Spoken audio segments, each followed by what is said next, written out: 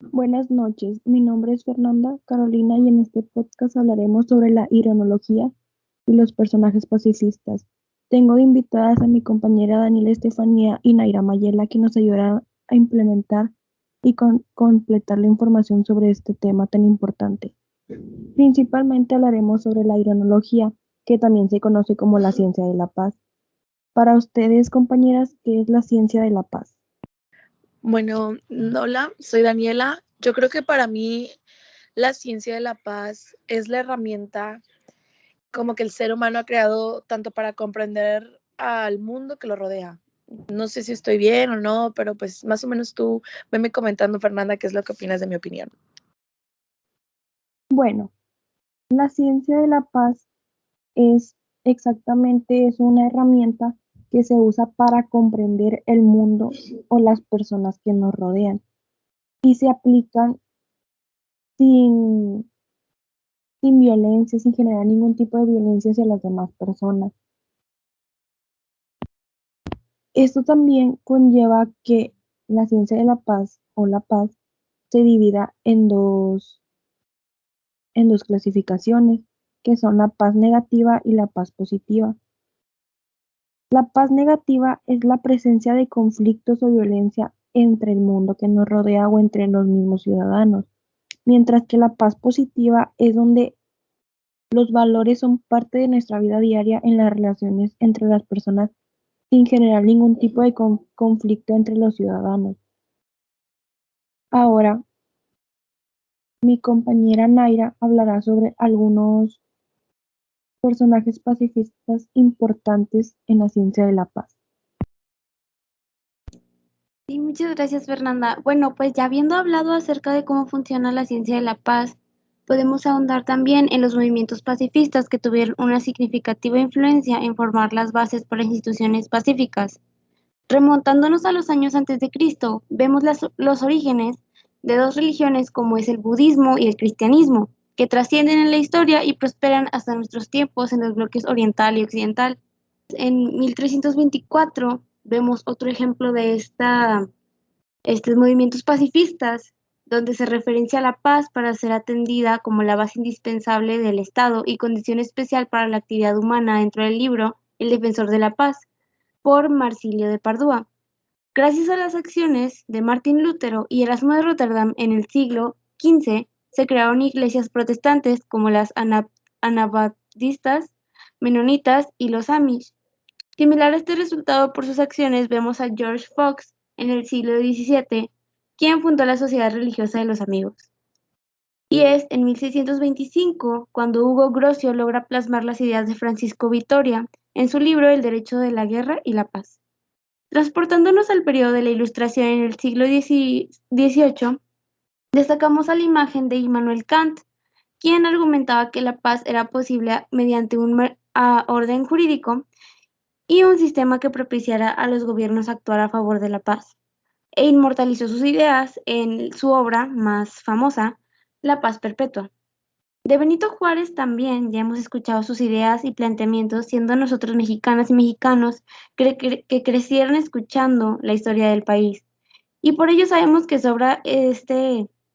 sobra este icónico discurso de 1867 que dice, entre los individuos como entre las naciones, el respeto al derecho ajeno es la paz, siendo este un llamamiento al pueblo para encaminar sus esfuerzos a la consolidación de la paz.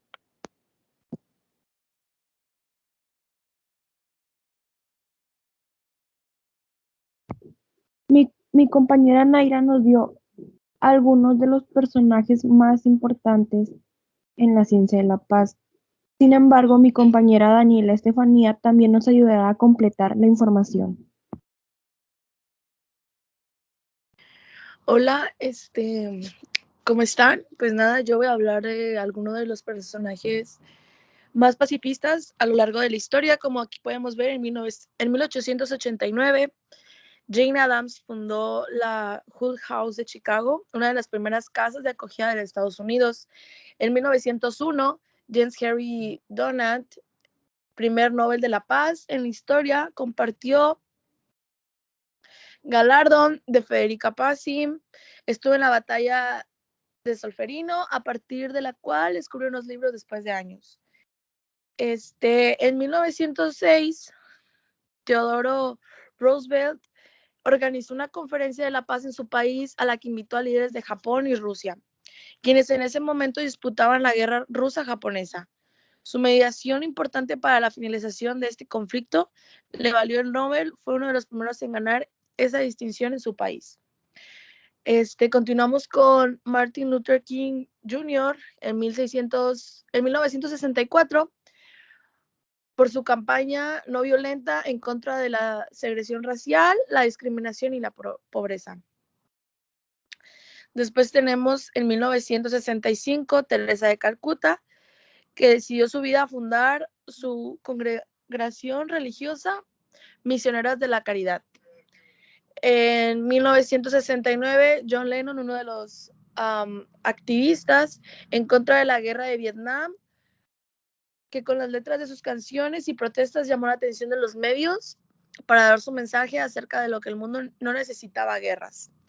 En 1976, Betty Williams, lucha silenciosa por la paz de Irlanda del Norte.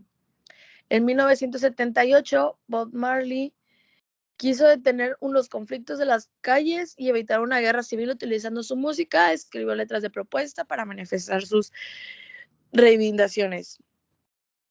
Continuamos con Adolfo Pérez Esquivel. En 1980 dirigió grupos organizados para ayudar a los miles de detenidos desaparecidos y perseguidos políticos. Fundó el principal servicio de justicia y la paz.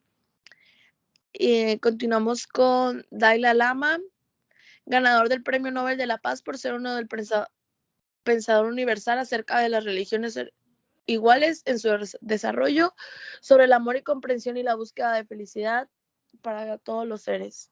Eso fue en 1989. Finalizamos en 1990. Mijaíl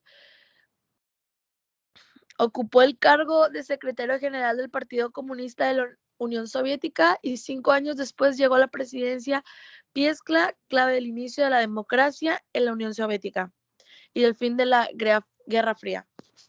Bueno, pues aquí hablé de algunos de los personajes activistas. Yo creo que la mayoría de algunos de ustedes los llegan a conocer. Fue un placer estar aquí comentando acerca de la cultura de la paz y diversos temas. Como dijo mi compañera también, Naira, habló de la importancia de el activismo.